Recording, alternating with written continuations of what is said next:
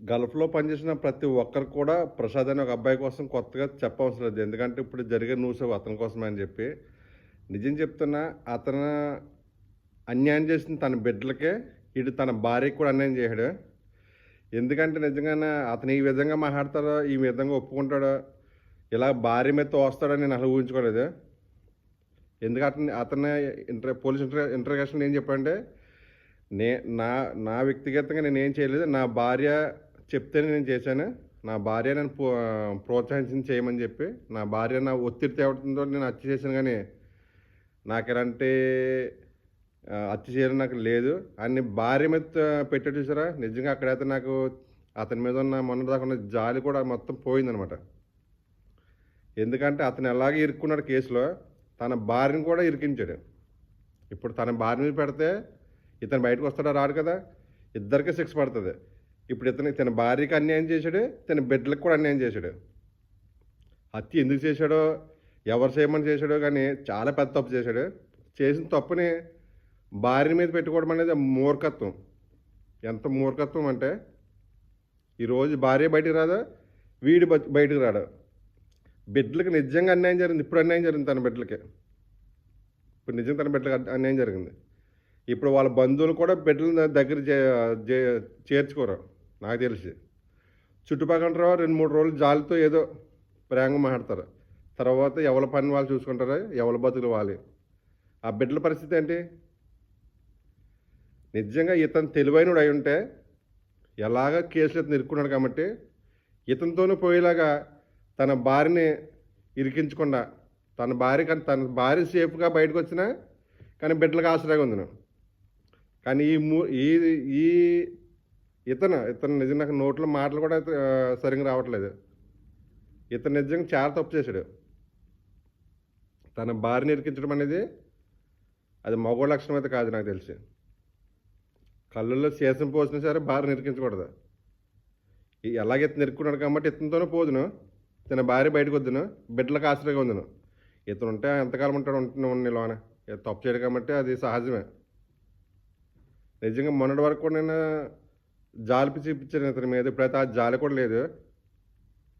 ఇంటర్గేషన్ చేస్తారు పోలీసులు, 10 రకాలుగా చేస్తారు. అవన్నీ అనుభవించుకొని తట్టుకొని తను ఎలా ఇరుక్కున్నామో తనతోనే అయిపోవలసింది, తనతోనే అంతరించిపోవలసింది. కానీ నిజంగా తన భార్యని ఇరికించడం అనేది నిజంగా మగవాళ్ళ లక్షణం అయితే కాదు. అతను ఎవరో ఒక ముసలతను, నిజం చెప్తున్నా, ఒక మాట చెప్పాలంటే ముసలతను ఏదో చేశాడు, నా బిడ్డని అందుకే నేను చంపేసాను. కొంచెం న్యాయం కోసం కొంచెం పోరాడాలి. ఎవడైనా న్యాయం కోసం పోరాడాలి. ఏదో నువ్వు ఆవేశపడిపోయి ఇది జరగలేదు, అది జరిపోదు అనుకుంటావా? జరగదు. నువ్వు ఎంత మూర్ఖుడు అని ఇప్పుడు అర్థమవుతుంది నాకు. నువ్వు నిజంగా తెలియగలడు అయితే ఇలా చెయ్యు, న్యాయం కోసం పోరాడతావు. అలా ఎంతమంది పోరాడలేదు న్యాయం కోసం, ఎంతోమంది గెలిచారు. నువ్వేదో హత్య చేసి ఇండియాలో ఇక్కడికి వచ్చి వీడియోస్ పెట్టావు కదా, అదేదో హత్య చేయకుండానే నా బిడ్డకి అన్యాయం జరిగింది, నేను కేసు పెట్టిన కేసు తీసుకోలేదు అలాగని చెప్పి పలానా పోలీస్ స్టేషన్ ఎక్కడ కేసు పెట్టావు, ఆ పోలీస్ స్టేషన్ పేరు, ఆ ఎస్సీ గారి పేరు, అవన్నీ చెప్పి నువ్వు వీడియోస్ చెప్పి ఒక 100 వీడియోస్ చేయవలసింది. ఏదో ఒక వీడియో వైరల్ అవుతుంది. అంతేగాని ఏదో ఏదో సినిమా స్టోరీ అనుకున్నావేంటి? నాకు అర్థం కాలేదు. మనోడే సినిమా స్టోరీ అనుకున్నాడా? వెళ్ళి చంపాను వచ్చాయన, చుట్టుపక్కల నలుగురు నాకు కామెంట్ పెట్టారు సూపర్ అని. ఇంకా నాకు ఏం లేదు తెలియదంటే ఇప్పుడు అందరూ బాగున్నారు. నీ వీడియోస్ కామెంట్ పెట్టిన వాళ్ళు అందరూ బాగున్నారు. బొక్కలకి వెళ్ళింది నువ్వే. నేను ఒక 2-3 వీడియో చూసాను ఇన్స్టాగ్రామ్లో, నీకోసం మంచి ఎలివేషన్ ఇస్తున్నారు. ఆ ఎలివేషన్ ఇచ్చినోడు కూడా హ్యాపీగా ఉన్నాడు. దోళ తీరుది నీకు. ఇప్పుడు దోళ తీర్చుకుంటుంది నువ్వే. ఇటు నీ బిడ్డలకు అన్యాయం చేసి ఇటు నీ భార్యకి అన్యాయం చేశావు. నువ్వు బాగానే ఉన్నావు, పాప నీ భార్య గొల్లుమని ఏడుతుంది వీడియోస్ చూస్తుంటే. ఇప్పుడు నీ బిడ్డల పరిస్థితి అంటే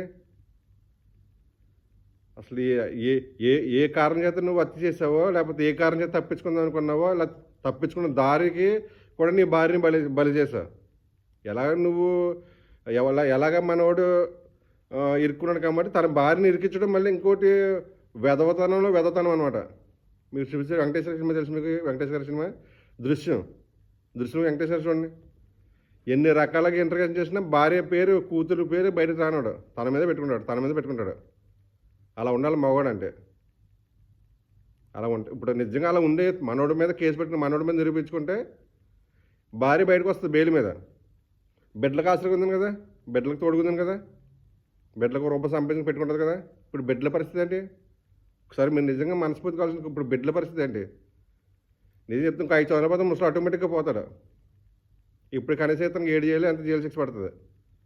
ఒకవేళ నిజంగా అతను తప్పు చేసి ఉంటే తప్పు చేయకుంటే ఇతను బయటకు వచ్చిన పోతే చచ్చిపోతాడు ముసలాడు. వీళ్ళ కూతురు ఇప్పుడు నిజంగా 7-5 సంవత్సరాలు పెద్ద అవుతుంది. ఎవరు ధైర్యంగా ఉంటారు, ఎవరు ఆశ్రయంగా ఉంటారు? చేసింది ఏదైనా ఆలోచించే చేయాలి. ఒకవేళ నీకు నిజంగా నీ బిడ్డల మీద ప్రేమ ఉంటే నీ భార్యని కోడికి పిలిపించుకో. నీ కూతురు దగ్గర నువ్వు ఆశ్రయంగా పెట్టుకుంది. ఇప్పుడు ఎదిగొచ్చిన పిల్లని నీ భార్యని కోడి తీసుకెళ్ళమంటే నీ భార్యని బిడ్డల దగ్గర పెట్టచ్చు కదా. నీ బిడ్డలు తెచ్చి నువ్వు సంపాదించుకోవచ్చు కదా. నువ్వు సంపాదించే ఇల్లు గడిచిపోతుంది కదా, హ్యాపీగా ఉండొచ్చు. ఇన్ని కష్టాలు ఉండవు కదా.